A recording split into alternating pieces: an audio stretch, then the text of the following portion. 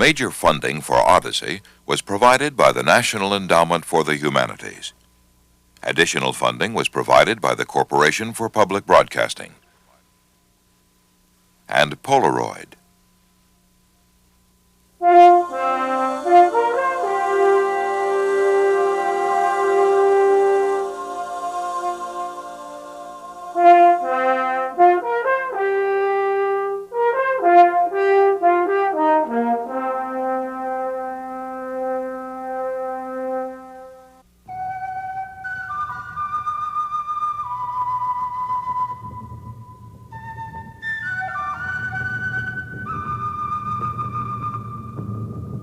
The Incas did not make their conquests just for the sake of being served and collecting tribute. In this respect, they were far ahead of us. For with the order they introduced, the people throve and multiplied, and arid regions were made fertile and bountiful. And they built fortresses and strongholds and stationed captains and governors in all the provinces. They did great things and governed so well that few in the world excelled them.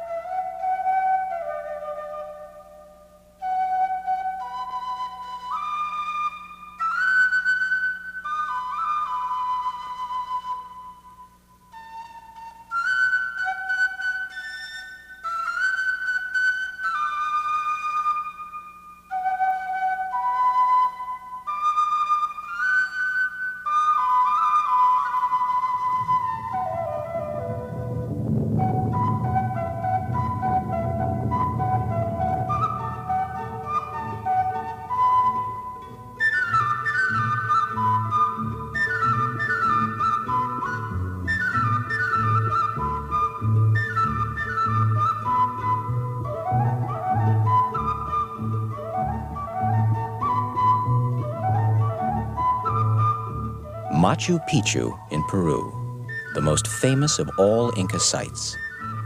Located at 8,000 feet in the Andes Mountains of South America, Machu Picchu bears witness to an advanced civilization existing and flourishing under harsh environmental conditions only 400 years ago.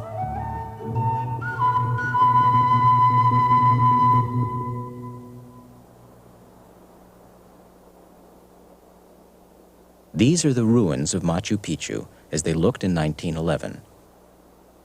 They were found covered with vegetation by an American, Hiram Bingham. He had been searching for the lost capital of the last Inca ruler.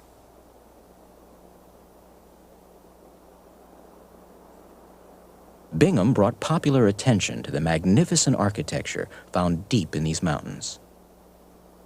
Others had come to the Andes searching for treasure, gold and silver. All sought the spectacular, the monumental. Today, a new breed of investigators explores the Andean region, interested in analyzing the less sensational aspects of everyday life, in understanding the people who lived here. There are no dreams of immediate and dramatic discoveries. Instead, researchers are wondering what life was like in the Inca administrative centers, what old documents can reveal about traditions and everyday life, whether ancient agricultural practices are relevant today, and what we can learn from the Inca's extraordinary road system.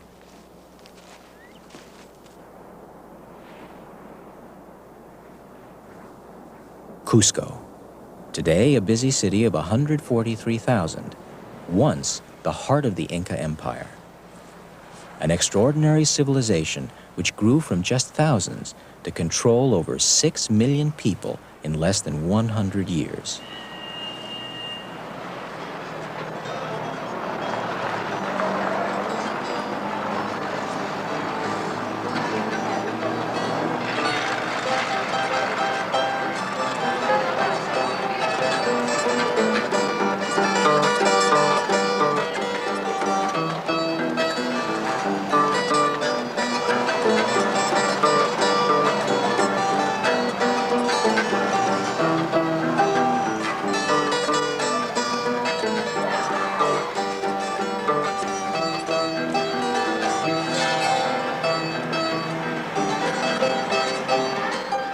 Originally, the Incas were one of many small mountain kingdoms.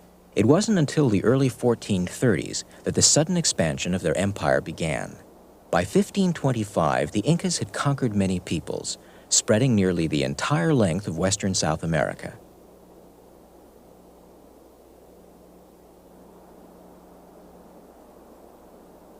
Rumors of Andean gold and silver reached Europe, and adventurers soon set out for the New World. In 1532, a Spaniard, Francisco Pizarro, conquered the Inca Empire. Europe first heard reports from returning Spanish writers. But the most remarkable journal came from an Andean writer, Juan Puma. Puma wrote a 1,200-page letter with 450 drawings to the King of Spain. He recommended a better government for the conquered Inca area, and he pleaded against the destruction of Andean life by the Spanish. He described life in the Andes in great detail, including all the major Inca cities.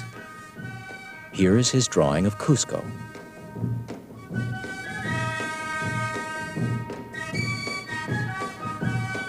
He illustrated all the traditional farming practices, from planting to harvest, and food storage warehouses at a major Inca administrative center, Huánuco Pampa.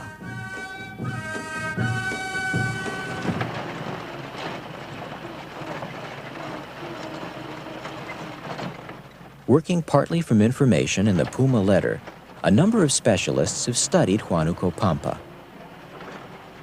One of them was Craig Morris, now at the American Museum of Natural History. For the last 10 years, Dr. Morris has been making the rough trip from his laboratory in the city of Huánuco to the archaeological site high up in the Andes. It takes anywhere from 6 to 30 hours, depending on the road conditions.